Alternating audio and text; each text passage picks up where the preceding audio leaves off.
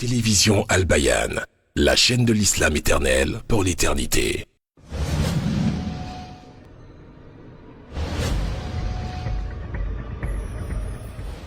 Chers frères et sœurs, Assalamu alaikum wa rahmatullah wa barakatuh. Aujourd'hui, j'ai décidé d'axer ma réflexion sur le thème « Le Ramadan, un moteur d'accélération de notre foi à Allah ». Fidèle à son cycle annuel, le Ramadan est à nouveau à nos portes. Le mois du Ramadan est difficile à définir, tant il emporte avec lui des actes qui impactent toute la vie. Qu'est-ce donc le Ramadan ? Le Ramadan, troisième pilier de l'islam, est un mois d'adoration où tout croyant ou croyante musulmane, musulman ou musulmane, doit s'abstenir de boire, de manger, d'introduire quelques produits extérieurs dans son corps et d'éviter d'avoir des relations intimes avec son épouse ou son époux du lever au coucher du soleil. Au-delà de cette observance formelle, que gagne-t-on à jeûner ? Que veut nous enseigner Allah ? Que veut-il nous offrir ? On le sait, l'objectif de notre présence sur terre est d'adorer Allah, comme il le souligne dans le Noble Coran, au verset 56 de la sourate 51, qui éparpille, je cite, « Je n'ai créé les djinns et les hommes que pour qu'ils m'adorent ». Fin de citation. Pourtant, à nous regarder vivre, nos objectifs sont souvent tout autres. Nos projets de vie nous accaparent, au point où se rappeler Allah devient presque dérisoire, voire secondaire. C'est bien cette subsidiarité de notre relation avec Allah qui brouille la réelle visibilité que devait être notre chemin de vie. Alors, pour mieux nous lier à Allah lui-même a créé le Ramadan. Cela pour booster notre foi et renforcer notre souvenir de lui. En somme, le Ramadan est un bassin de jouvence pour renouveler notre foi. C'est ce que Allah nous dit dans le Noble Coran, au verset 183 de la sourate 2, la vache, et je cite, « Ô vous qui croyez, on vous a prescrit le jeûne du Ramadan comme on l'a prescrit à ceux d'avant vous, afin que vous ayez la crainte d'Allah. » Fin de citation.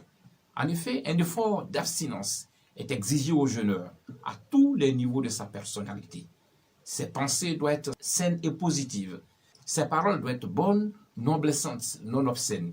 Son regard doit s'efforcer à éviter de regarder les choses illicites pour préserver ses yeux de toute souillure visuelle. Son ouïe doit être à l'écoute de belles paroles qui vont alimenter son souvenir d'Allah. Par ses mains, il doit s'abstenir de heurter, même lorsqu'il est en droit.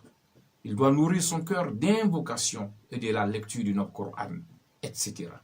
En plus, le Ramadan est le mois de partage par excellence. Comme on le sait, le lien du musulman avec les autres créatures doit être fait de bienfaisance, qui constitue la clé à toute accession à la grâce d'Allah, ici-bas et dans l'autre monde. Le prophète Mohammed sallallahu alayhi wa sallam était unique par sa générosité. Pendant le mois de Ramadan, il l'était encore davantage. C'est pourquoi, quel que soit notre niveau social, nous devons profiter du mois de Ramadan pour partager, être solidaires à l'endroit de nos géniteurs, de nos parents, nos voisins, les plus vulnérables de notre communauté, mais aussi à l'égard de nos guides religieux.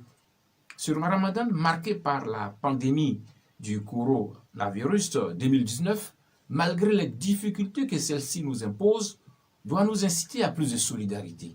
Allah ne dit-il pas dans le Noble Coran, au verset 133 et 134 de la sourate 3, la famille d'Imran, et je cite, « Et concourez au pardon de votre Seigneur, et à un jardin large comme les cieux et la terre, préparé pour les pieux qui dépensent pour la cause d'Allah, dans l'aisance et dans l'adversité, qui dominent leur rage et pardonnent à autrui, car Allah aime les bienfaisants. » Fin de citation. Chers frères et sœurs, Allah nous aime tant. Pour cela, il nous a offert le mois de Ramadan.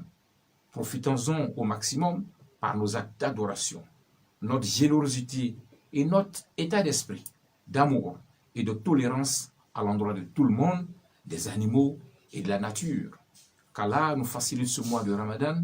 Amin. Ramadan Mubarak à toutes et à tous.